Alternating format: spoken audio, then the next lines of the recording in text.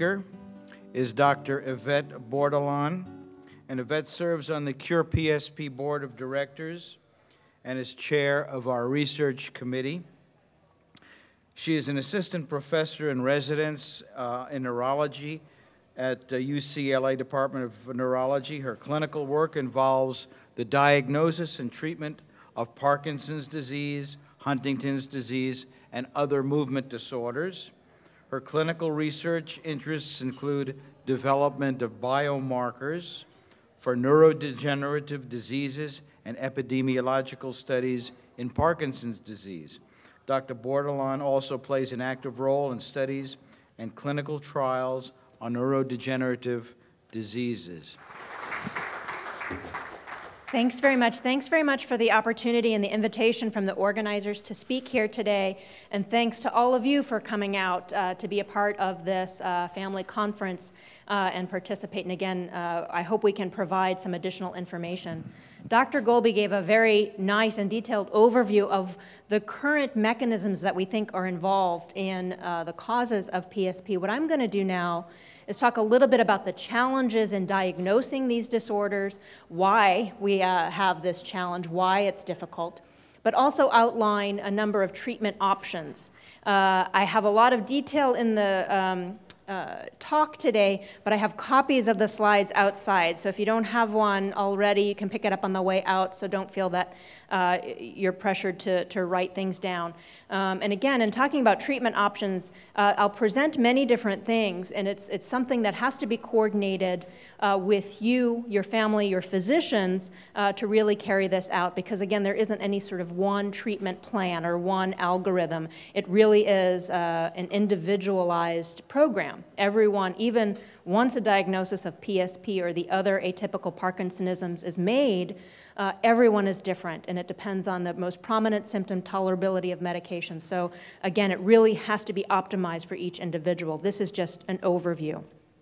So diagnosis. Now, many of you have experienced the difficulties in establishing a diagnosis, and that's because what we have to make a diagnosis is based on the signs and symptoms that we can see and elicit from an individual. Many of you have heard of the term Parkinsonism, and Dr. Golby mentioned it as well. What does that mean? It's a very global term. It's not specific at all, and it really just captures the core features of Parkinson's disease itself, so stiffness and slowness, plus or minus tremor. So tremor isn't always a part of Parkinson's disease, and it's less likely to be a part of the atypical or the variants of Parkinson's disease as well.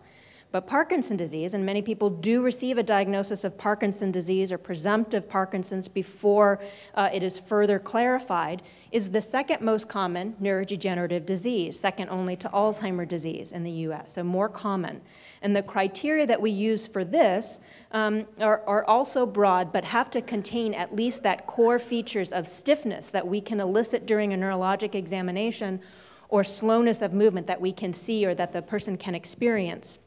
Tremor can be a part of that, and with Parkinson's disease, it's a typical rest tremor. When the limb is at rest, either hanging at your side or sitting in your lap, there's a very slow tremor of the hand.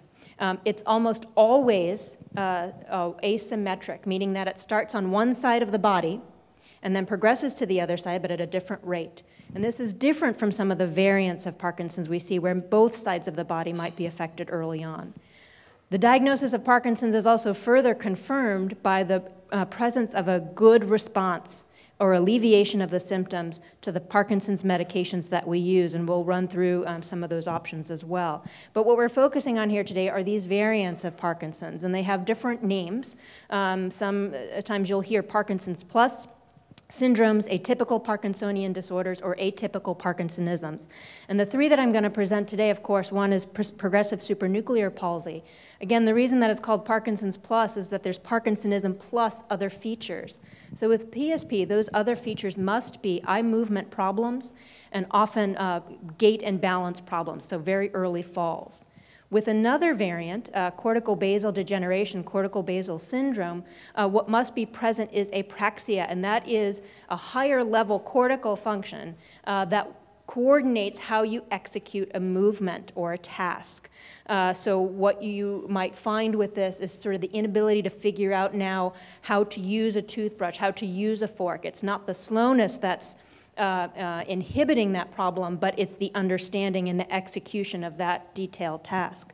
Other features that help in knowing that this might be cortical basal syndrome or prominent movement disorder findings are dystonia and myoclonus, and these are terms that we use to describe dystonia being an abnormal contraction of muscles, as one might see in writer's cramp is a type of dystonia, or myoclonus is quick jerking movements of muscle. So those are features that go along with cortical basal syndrome. Again, some Parkinsonism plus these other features. And the last disorder that we'll touch on briefly this morning is multiple system atrophy. With this is also Parkinsonism, but the plus part of this is autonomic nervous system dysfunction. The autonomic nervous system controls your blood pressure. So often people will develop fainting spells, so syncope and loss of consciousness, as well as difficulty controlling bowel and bladder.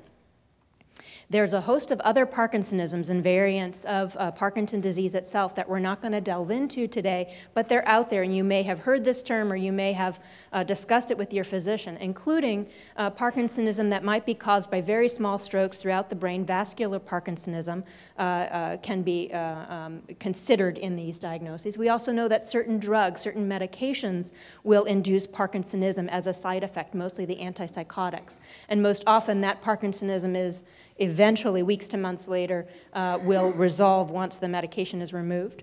Another atypical form of Parkinson's is dementia with Lewy body disease.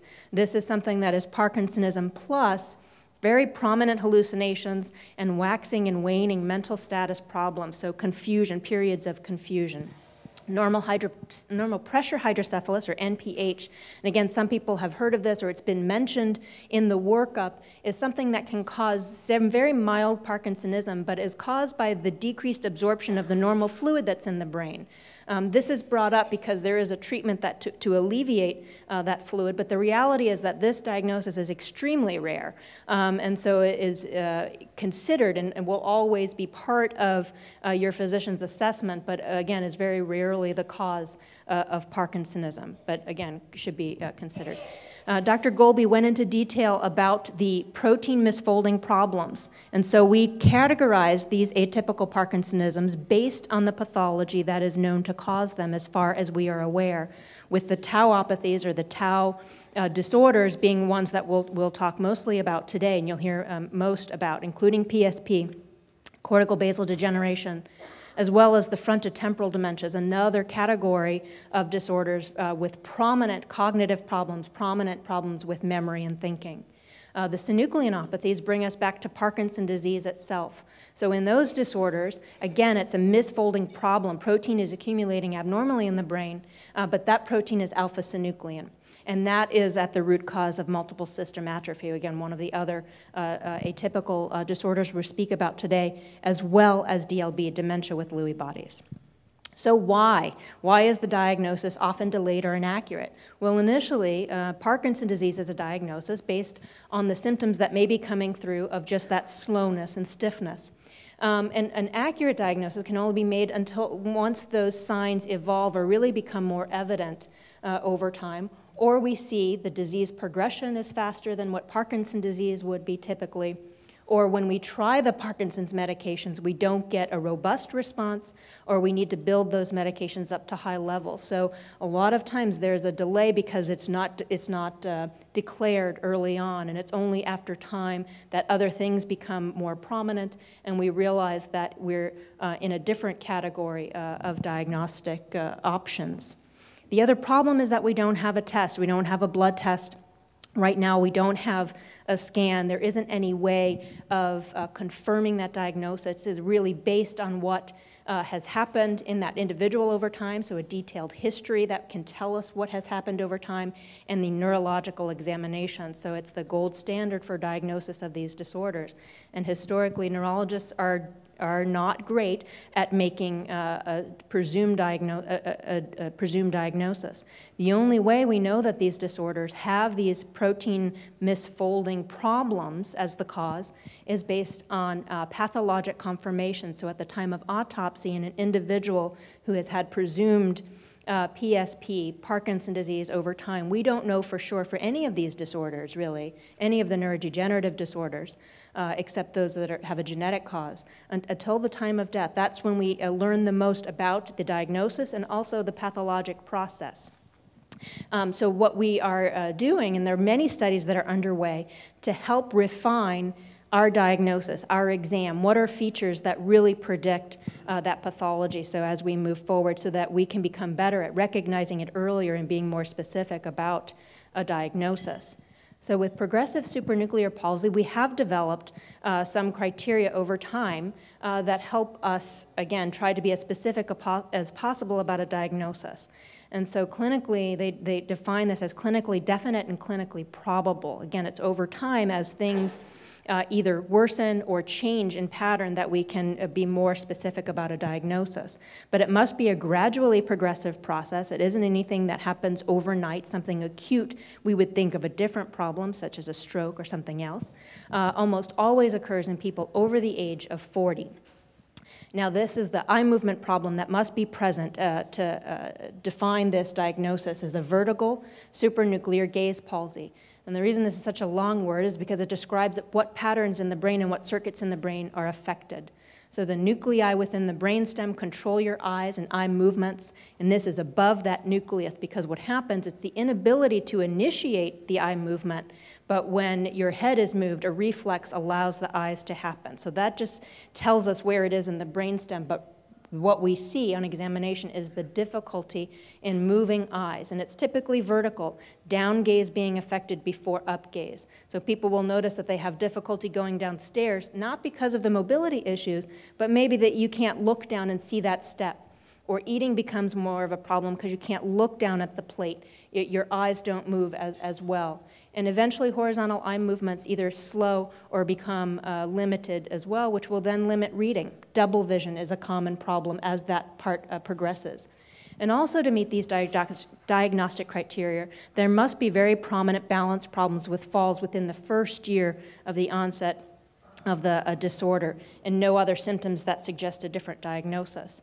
And there's another category here saying probable PSP when there isn't that classic eye finding, but perhaps the eye movements are just slow. So we'll look at the speed of the eye movements up and down, or look for certain reflexes with sort of a red tape or a different evaluation to see if we can detect very minor slowing of eye movements.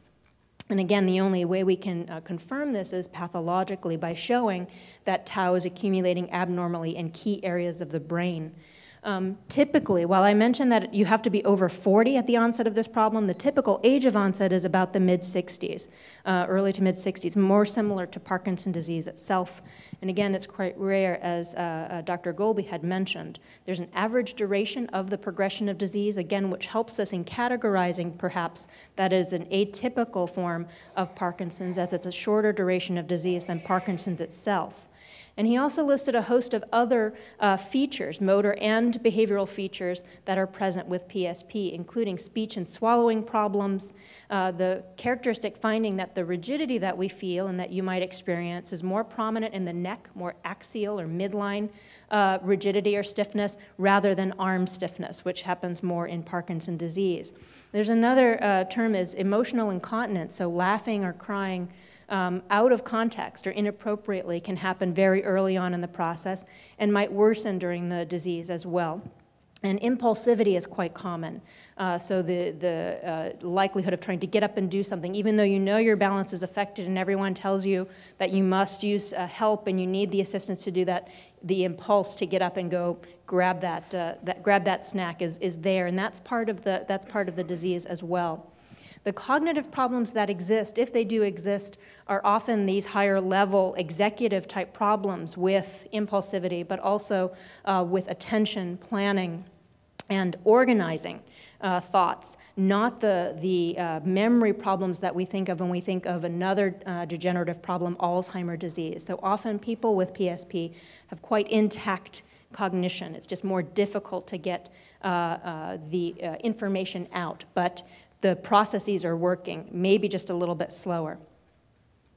And as Dr. Golby mentioned too, there are a number of subtypes even within PSP that we think exist now. And as more studies are done and as we have a greater recognition, this list will probably grow as well. We have the typical or classic PSP, or also known as Richardson syndrome, and a form where it is a much longer progression of disease, but people develop the characteristic eye movement problems and end up having tau as a cause of their disorder, called PSP Parkinsonism. There's a form where the gait problem is very early and sometimes the only manifestation, the freezing of gait that can occur, feet getting stuck to the floor. You can't take that first step over to get started, and falls can occur with that. That sometimes exists very prominent, and again, out of proportion with the eye movement problems. And then there's overlap between PSP and cortical basal syndrome or cortical basal degeneration. So we often see a mix of those signs and symptoms with the diseases as well. And then another category where language is impaired, not just the speech output, but the ability to find the word or coming out with the wrong word. And sometimes we see mixes of all of those. With cortical basal degeneration, with this, it tends to be very asymmetric in onset, like Parkinson's itself. One side of the body is affected first. However, it's not the same symptoms that we see with Parkinson's disease. We see a lot of dystonia or cramping of muscles, myoclonus, and that difficulty in figuring out how to use the limb to perform a function or action. One other thing that is demonstrated is an alien limb phenomenon in the affected side. So the limb will take its own position in space without being told. And some people will say it'll grab your other arm, or you don't have as much control of this. It does things on its own. That is a recognized phenomenon within this disease and can help, again, support the diagnosis for that. And we usually don't see much of a levodopa response in these features of cortical basal degeneration. This is a reminder, sort of a flashback to Dr. Golby's talk too, again to emphasize that even though we try to parcel these diagnoses out to best capture a diagnosis of PSP, cortical basal syndrome, or all the variants of PSP itself, the reality is that there is a lot of overlap with our diagnostic capabilities and putting people into these categories and the underlying pathologies that are there. So we have to become better at the diagnosis, but we also have to become better at identifying the pathology and the pathologic underpinnings of these disorders as more treatments are being designed to get at that pathologic cause.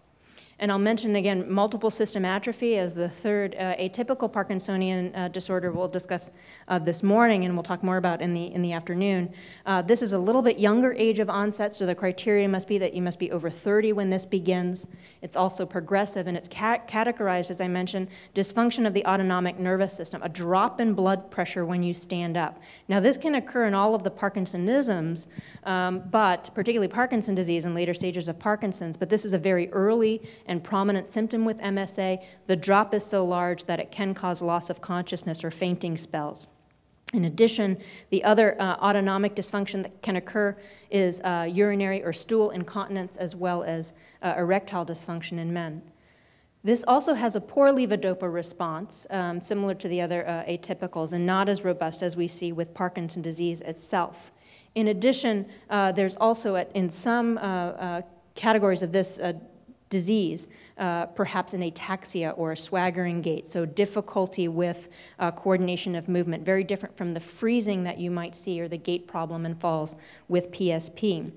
And these are the subtypes that we know of in MSA so far, with what was previously known as Shy-Drager syndrome, now MSA-A for sort of an autonomic predominance of those symptoms, MSA-P for Parkinsonism, which was previously known as striatal degeneration. You might see some of each of these out there, these terms.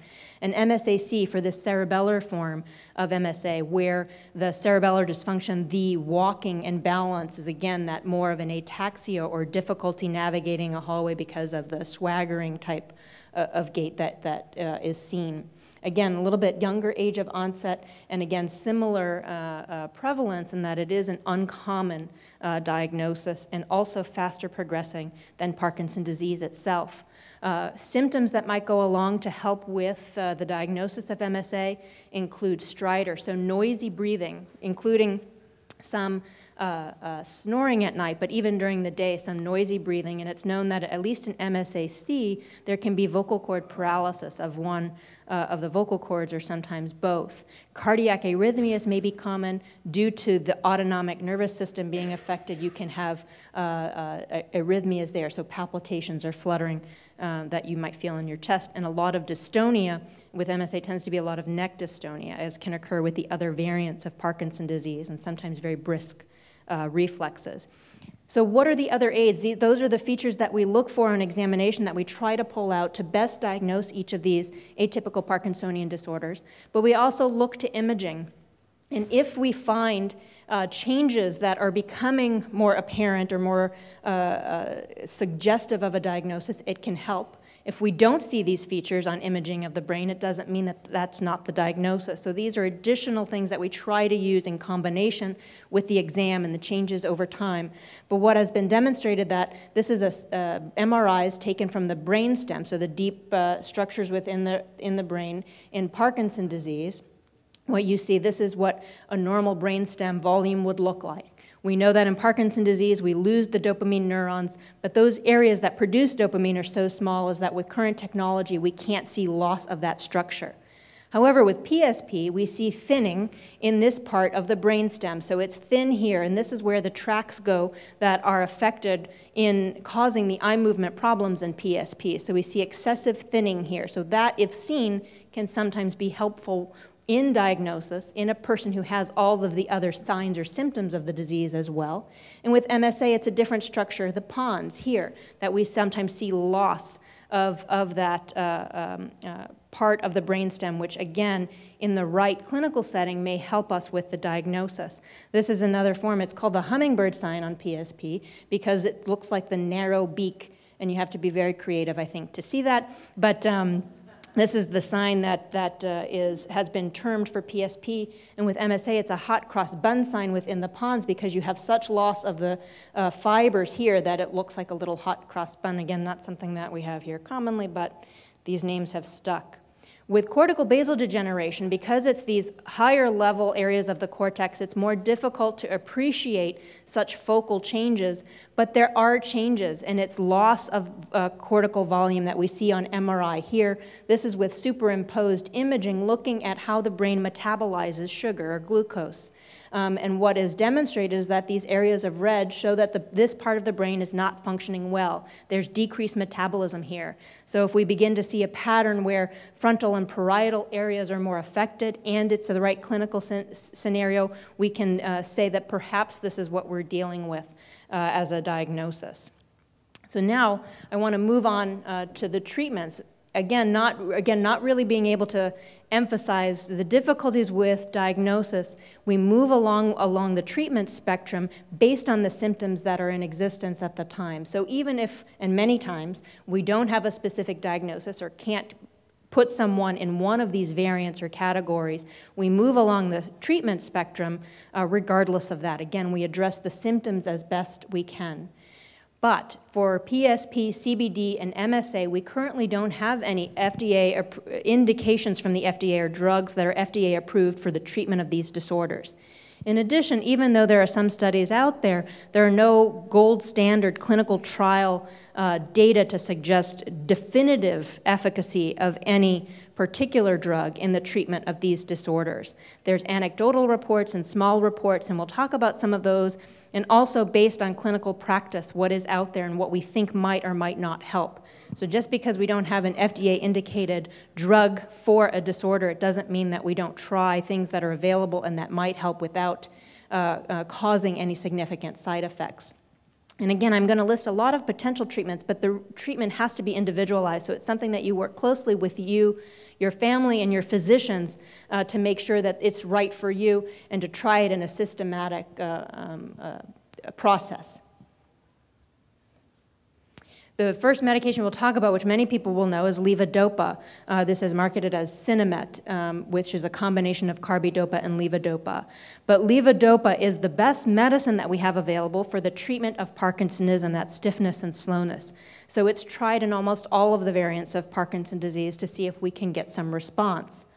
A percentage of these folks may have a response to levodopa, and if it is, we sometimes have to build up to really high levels to achieve that response, and sometimes it's short-lived. So maybe weeks or months, people may notice benefit, but then later, even trying to boost the dose, we don't get as much symptom control. And this has to be balanced with the side effects. So side effects from levodopa are different in everyone, but potential side effects include a drop in blood pressure.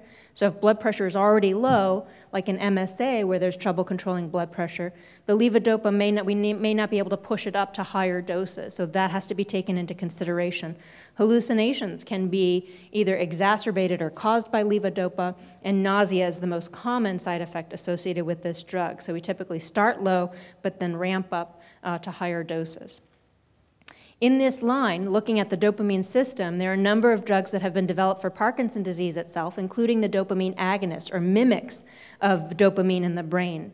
The ones that are available here currently in the US are pramipexole, or Mirapex, and ropinirole, Requip.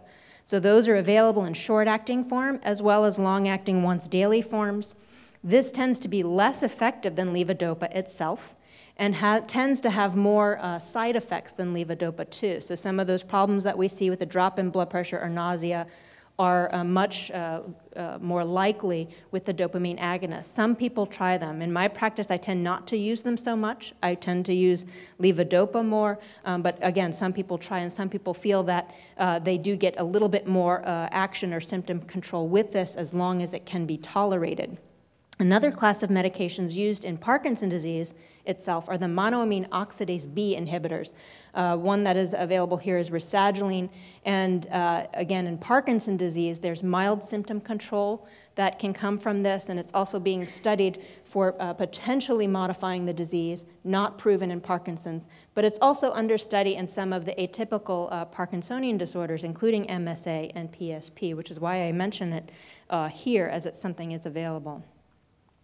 But thinking outside of the usual treatments for Parkinson's, there are some things in PSP that we might consider trying, and again, small studies have suggested some mild benefit, and most often, if we think that people can tolerate the potential side effects, we might give it a try, we might boost it up, we might take it away. It really is a trial and error with each individual person, again, if they can tolerate the medication. Amitriptyline is an antidepressant. To get up to antidepressant doses, you have to build this up pretty high, and we tend to use lower doses in neurologic disorders. It can be helpful for pain or headache, but there's, again, some studies suggesting that it might help with the movement problems in PSP. When I've tried it in my folks, some people say they feel a little bit better, and other people say they have no effect, but it's something to consider trying. Amantadine is another drug that takes us back to Parkinson's disease again a little bit, but something that can be tried in both PSP and MSA. This is actually an anti-influenza medication, but it was found before levodopa was available in people who had Parkinson's that were being treated with amantadine. Their Parkinson's symptoms got better. And it turns out that amantadine has lots of different mechanisms of action. So it has a little bit of dopamine boosting effect. It has a little bit of glutamate antagonism. So we'd use it for different reasons and different things. And in some folks, there may be a benefit. Some studies have shown there's been benefit. Some studies have shown there's no change. The doses that are used are 100 up to 300 milligrams a day, and the side effects are some more confusion and hallucination. So again, we have to balance these trials. There's also some thought that perhaps it will help with balance problems, and most often when I've tried it for that, I haven't seen any benefit. People will say even if it's not a movement benefit, they might feel a little more energy as well. So again, sometimes this can provide some symptom control along the way. For the dystonia, for the muscle cramping that we can see in any of the atypicals, most prominent in MSA, but can occur most prominent in CBD, but also can occur in MSA and PSP, the medication that has been designed for the treatment of dystonia or that muscle cramping is Botox. It just happened that in people who had blepharospasm, forceful blinking, which can occur in PSP, that were getting Botox for that, their wrinkles disappeared. So the company said, aha, that's what we'll do. That's what will move forward. So, but Botox was really designed for this symptom. And it can sometimes help varifocal dystonia. Again, sometimes with the blinking problems that occur with PSP, it can help. There's another phenomenon in PSP where people have difficulty opening their eyes. So it's not that, that they're taking a nap and not listening to us. It's the physical inability to open the eye. So it's a higher level function. And Botox can actually help with that as well. Again, and sometimes if in cortical basal degeneration there is certain muscles that are more prominently affected with the dystonia, Botox can help that as well. We also use for the treatment of dystonia some muscle relaxant type medications, and so you might see these baclofen as one that will help with that stiffness in muscles, and benzodiazepines. These are very sedating medicines, so we tend to avoid using them if at all possible, but when indicated, we can try them, and there are a list of these here. Clonazepam is the longest acting, and thus has the less likelihood of developing that dependence on the medication or the need to increase doses. Anticholinergics are a category of medications, and one that we use more commonly is trihexyphenidyl or Artane, and again can sometimes alleviate that cramping or dystonia. For MSA in particular, again, I mentioned the blood pressure problem, so there are a host of other medications that we have in the armamentarium to try to boost blood pressure, including drugs, fludrocortisone, the other name is Florinef, midodrine, pyridostigmine, and there is a drug that is coming onto the market soon, and it's supposed to be this summer, called droxidopa, which also helps with this fluctuations in blood pressure. So this is helpful not only for MSA, but in later stages of Parkinson's or in people who have trouble maintaining blood pressure. Other non-medication treatments to help maintain your blood pressure are compression stockings, trying to adjust water intake, so decreasing pure water intake, increasing salt intake, and elevating the head of the bed while sleeping. So different techniques for trying to manage the blood pressure without either increasing or adding on more medicines. The gait problem, the ataxia, again coming from the cerebellum or the part of the brain I'll mention again in a minute. For MSA, we use some medications that can help to ameliorate some of those problems or tremor that's coming from that area of the brain. Often they can dampen down the tremor or the problem a little bit, but doesn't fully reverse it. But things to consider, including even very small studies, again, that have shown some mild benefit with a antidepressant, anti-anxiety medication called buspirone or Buspar, and gabapentin, a medicine that is designed to treat seizures, but doesn't really treat seizures that well, but a host of other things, including very mild effect on gait, if any, or the ataxia, but also pain syndromes that come from a neurologic cause, anxiety, and restless leg symptoms, a host of other things that may find benefit with that medication, which is relatively well tolerated. For the urinary incontinence, again, very complicated problems that can occur and are very difficult to treat, also present in Parkinson's disease. But oftentimes we work together with the urologist to decide whether or not to use some of these medicines or whether or not additional treatments or interventions might be necessary. For the breathing disorder that is part of this, again, very difficult to treat, but some people will need to use CPAP at night, continuous positive airway pressure. Sometimes, depending on what is happening with the vocal cords, Botox has been entertained. I haven't sent anyone myself for this. And some people actually have to undergo a prophylactic tracheostomy to keep that airway open in MSA.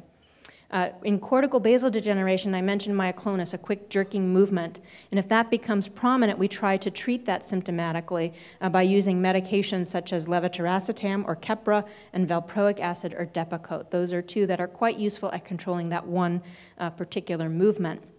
Swallowing can be a problem in all of these disorders, and there's no medication really that we can give for this. There's some thought that one of the antidepressants, Prozac, may help to ameliorate some of the swallowing problems. And again, some people find that it's slightly improved, other people find no difference. But if we are entertaining the use of an antidepressant in an individual and they have swallowing problems, we sometimes select this one as a first try. Depression and anxiety is very common. features of Parkinson's disease and the atypical Parkinsonisms. We know that it is related to the reaction of dealing with this diagnosis and the loss of independence, but we also know that it is affecting other brain structures, so it's not just the reaction. There is a chemical reason for why depression and anxiety are more common in these disorders. And if they do begin to affect quality of life or affect other motor manifestations. We know that if someone is very depressed and anxious and it's not treated, that can definitely make the movement problems worse. We encourage consideration of treatment, and either we'll work with a psychiatrist or with the general physician to balance out and determine which agents might be useful. Some of the more common ones are the serotonin agents, including sertraline and citalopram, Zoloft and Celexa, but of course the list is much, much longer for the antidepressants that may be helpful. With PSP, we mentioned that emotional lability, the emotional incontinence, the laughing and crying, but also irritability, impulsivity, the SSRIs, these categories of antidepressants can often be quite helpful in managing these other behavioral problems in the disorder as well. The memory problems we also talked about and can occur. They tend to be very different from the memory problems, the severe memory problems we see in Alzheimer's disease, but what we have in the armamentarium are the Alzheimer's disease medications. So we'll often try these if some people are having some cognitive difficulties, but don't usually see a robust improvement in cognitive function. We sometimes see improvement in behavior, even some of the irritability with the use of some of these medications. And I'll mention that there's very small reports, again, that report that the use of Aricept or donepezil might help with the freezing problem. Again, I've tried it, and some of my patients say they get better, and some people don't have any effect. So again, if there's a reason to try it, otherwise we might choose that drug more than another if that is the case. Again, this is what is available now. There are other interventions that are being studied. For Parkinson's disease, you may have heard about one, surgical treatment, deep brain stimulation surgery, or DBS. And by and large, with the atypical Parkinsonisms, this is contraindicated. We don't see improvement in these disorders with DBS. With PSP, there was a type of DBS that was being studied targeting a very small nucleus within the brain. Some of those studies have come out and not shown to be significantly helpful. And so these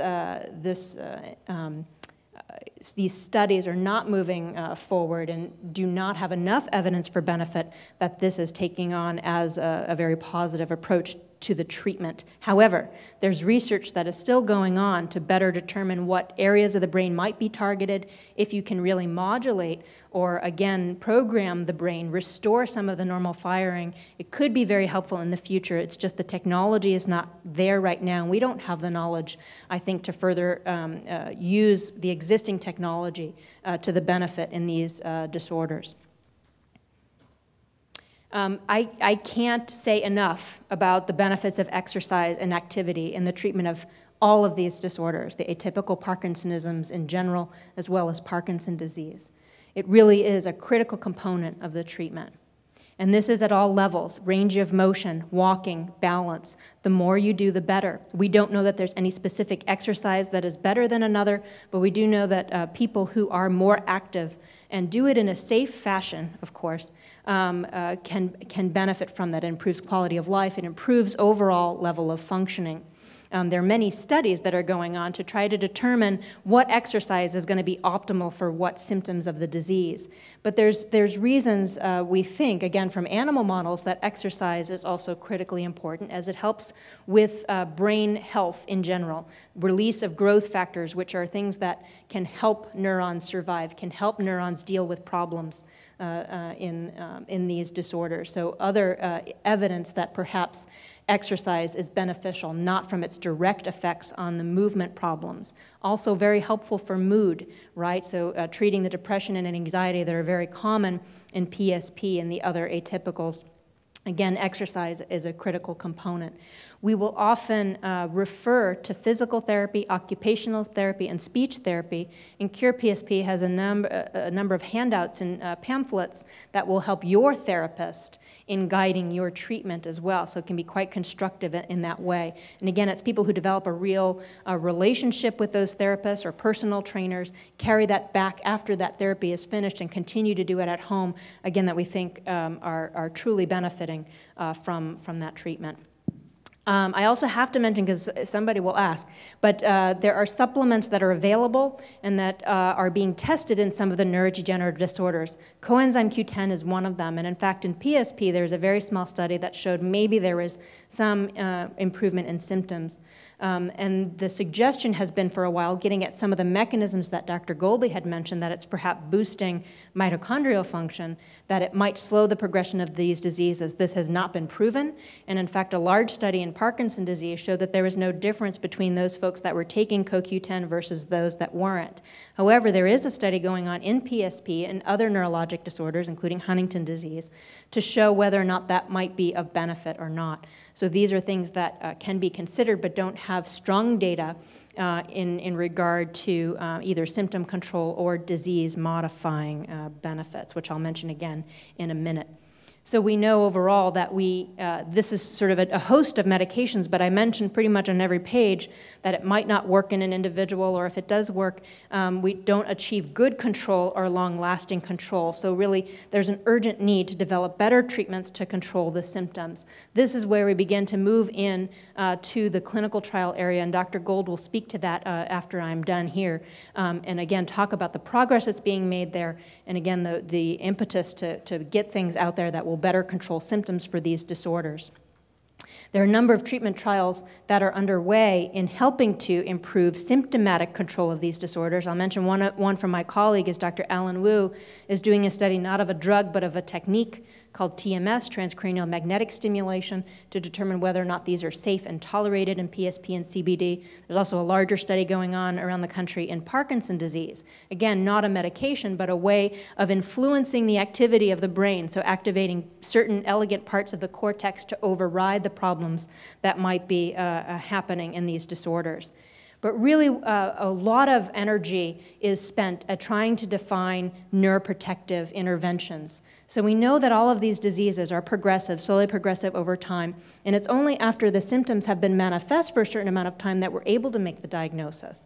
But what we want to do is, as these diseases progress over time, what we really want to do is we want to change that slope. We want to slow things down. If we can, we would postpone the onset as well, but even just slowing this down a bit is going to be key. So there's a lot of work and a lot of effort at identifying these neuroprotective or disease-modifying interventions. Can we really slow or halt the disease progression? But to do that, we need to know what the underlying causes are. And so this is where Dr. Golby has so elegantly spoken to what is known already. And again, looking at the commonality of a lot of other neurologic disorders with these proteins accumulating abnormally in the brain, just different proteins for the different disorders, Tau and PSP and CBD, and alpha-synuclein and MSA. But it's really the location of these tangles that is diagnostic pathologically for these diseases, but what is responsible for the symptoms. So in PSP, those tangles are located in the deep structures of the brain, the basal ganglia, as well as brainstem. In cortical basal degeneration, again, also basal ganglia, but higher level of function in the cortex. And with MSA, again, also basal ganglia, and cerebellum. The reason that basal ganglia are commonly affected here is related to the underlying problem, but this is why all of these are Parkinsonisms. When the basal ganglia don't function well and these circuits don't function well, we slow down, we have the stiffness and sometimes tremor, other problems that are the Parkinsonism part of these disorders. And again, a reminder from Dr. Golby's talk that in Tau, we need Tau. We just can't take it away because Tau is a normal part of how the cells work and function. But what we need to do is prevent it from doing this, forming these clumps. Or if they form the clumps, let's get rid of them. So these are strategies for trying to better expedite this. And we learn a lot more, again, from the pathology that is obtained in these disorders. Dr. Golby mentioned this briefly as well, but the brain donation program sponsored by CurePSP, Dr. Dennis Dixon is a neuropathologist at Mayo Clinic Jacksonville that has monitors the PSP brain bank. Again, it's the only way that we learn about these disorders at the very basic level and can help to move this research forward. And the risk factors, again, this is a summary of Dr. Golby's very long and elegant discussion, but we know that of anything, age is the greatest risk factor for these disorders, but it's most likely a combination of risk factors, both a host of gene variants that people may inherit over time or that change over time, in addition to certain environment or lifetime experiences that then cause the disease. So how do we capture this? Well, there's a large study going on now directed by Dr. Irene Litvan. This is done out of the University of Louisville. Dr. Litvan is now at UC San Diego, but this has been going on for 5 years now. It's in the last stage of recruitment, but we really need more people to power this study. And what's done in this study is that people come in, it's an observational study, but we ask you lots of questions, we do an exam, we draw blood to try to get at these features that might be the genes or variants of genes that are contributing, as well as certain lifetime experiences, family histories that might contribute to PSP. Overall, this is a large study in trying to get at least 500 folks with PSP. And the way it's designed is to compare to control folks, people who haven't developed PSP. And these, we actually need double the number of healthy controls. You're trying to match what people may experience, those environmental influences, over a lifetime as well. And these are the criteria for coming in for this study. And again, many more cases and controls are needed, including lots of healthy controls. People who don't have a neurologic disorder are needed. And I have some of the screening sites here. Baylor used to be a site for this. They're no longer recruiting, but there are a number of other sites around the country that are still recruiting in this last year to obtain more information. A similar study was launched in Europe, again, to try to identify these risk factors, and this has concluded. It was also in combination with a drug study, Riluzole, to see if there was some improvement or slowing down of disease in both MSA and PSP, and that study unfortunately found that there was no benefit with this particular drug. But as you can see, there's, again, not only an urgent need to develop better symptom-controlling medications, but an urgent need to develop better treatments to stop or slow the progression of the disease. There are some studies underway in PSP looking at this, and of course Dr. Gold will talk about this much more in detail, and I've already mentioned CoQ10. There was a study in PSP that has been completed. Those results have not been published yet, but it does not look like that particular drug had an effect on disease progression, but that was something that was being studied specifically in PSP.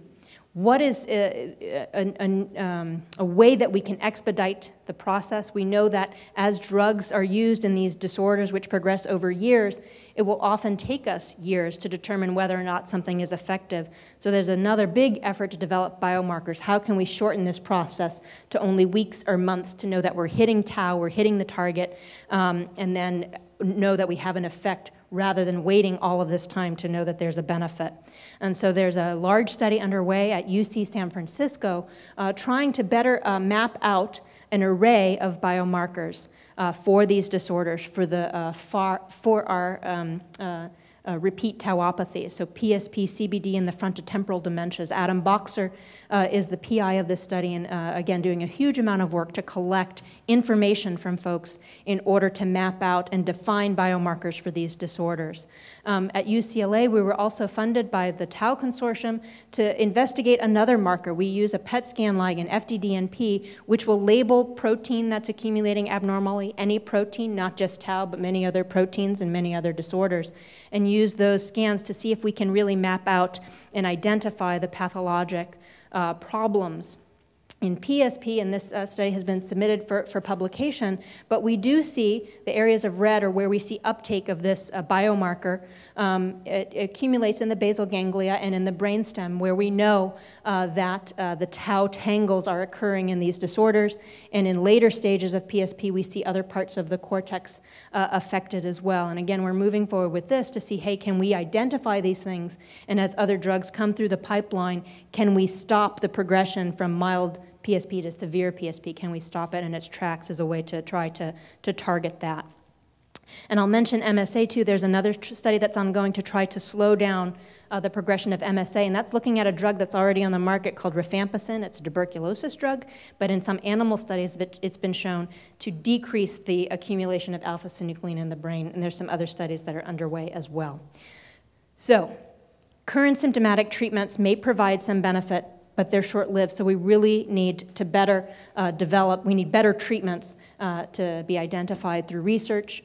And as we better understand the underlying causes from these risk factor studies and other information from the genetic studies that have been done, identified through these studies, it'll lead to other potential neuroprotective treatments.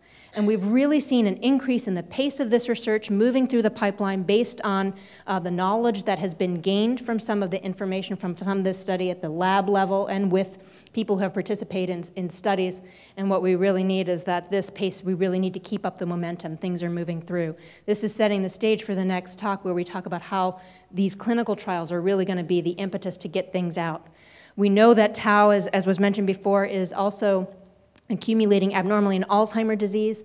In that sense, there's a lot of research going on within Alzheimer's disease, but PSP has become a focus because it's a pure tau problem. So drugs that are tau targets, we are taking advantage of that by using a population of patients that we can define. So we will see acceleration through the atypical Parkinsonisms as a result of those common features. And so summing up, I really want to thank you, anyone who has participated in a study or is planning to participate in a study or just being here for your involvement and your attention and trying to spread the word about these disorders and about the research that's being done. I really want to take a minute just to say thanks to you guys. Also thanks to CurePSP for providing information to people and getting information about these studies out there. That's where the progress happens. So thank you very much.